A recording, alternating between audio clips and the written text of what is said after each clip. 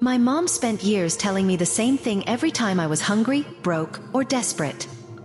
Complain to your father. So I did. And by the time the courts were done, she'd lost her child support, her house, and the life she was living off my pain. My parents divorced when I was 6. At that age, you don't understand custody agreements or mental illness. You just understand hunger, fear, silence. My mom got full custody. And from that moment on, everything that went wrong in our lives had one name attached to it. My father. If there was no breakfast, cry to your father. If the lights flickered, your father doesn't pay enough. If I dared complain, as a literal child, she'd snap, eyes cold, voice sharp enough to cut skin. And eventually, I learned not to complain. I learned to shrink. By 8 years old, my sister and I were running the house. Homework, cooking, cleaning, taking care of her. Don't ask mom to make dinner. Don't ask mom for help. Don't ask mom for anything. We thought it was normal. Even the hitting. Even being told we were worthless. Things got worse my senior year of high school.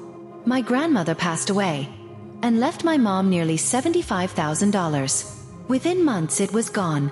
She quit her job. Claimed she needed a break. Claimed she was injured.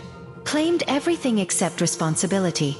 But somehow she had money for drinks. For friends. For acting like a carefree teenager.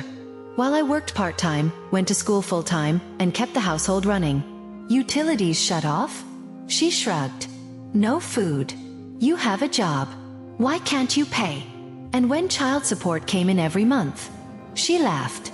Called it mommy's paycheck.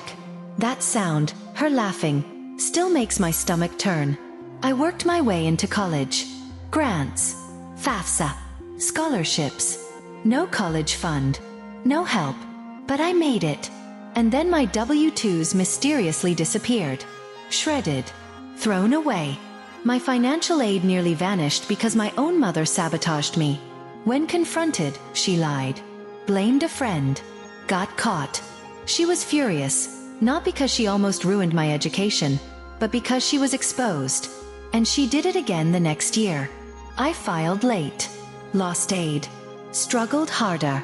Still, every time I asked for help, complained to your father. The summer before my 3rd year, I was done. Emotionally hollow. Physically exhausted. I worked full-time and saved $1,000. Everything I could.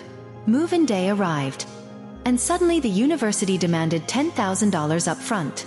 I stood there, heart pounding, surrounded by suitcases, being told I couldn't move in. I called my dad. For the first time in my life, I didn't feel alone. He showed up the next morning with coffee and a donut. And a plan. He co-signed a loan. Paid the rest himself. Then, he told me everything. My mom never paid my sister's tuition. Never helped me. Yet kept collecting $2,000 a month in child support. Plus free housing. My dad had been paying for everything. Twice. I felt sick. Years of guilt. Shame. Feeling like a burden. All lies. He asked one question. How would you feel if I paid for college and stopped paying her? I said yes. Without hesitation. A month later, my phone rang. She was screaming. The court hearing was scheduled.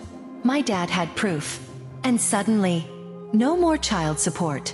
No more free mortgage. Sell the house, or take responsibility. She called me selfish. I reminded her. You told me to complain to my father. I just listened. She tried to manipulate the situation. Shut off utilities.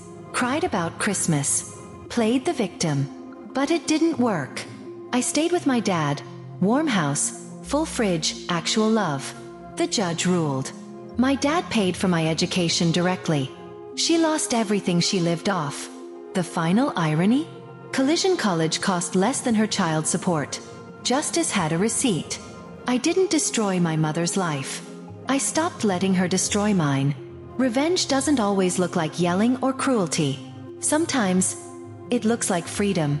If this story hit home, if you've ever been told your pain didn't matter, hit like, subscribe, and tell me in the comments. Backhand index pointing right. Have you ever gotten revenge just by telling the truth? More stories like this are coming. And trust me, they only get better.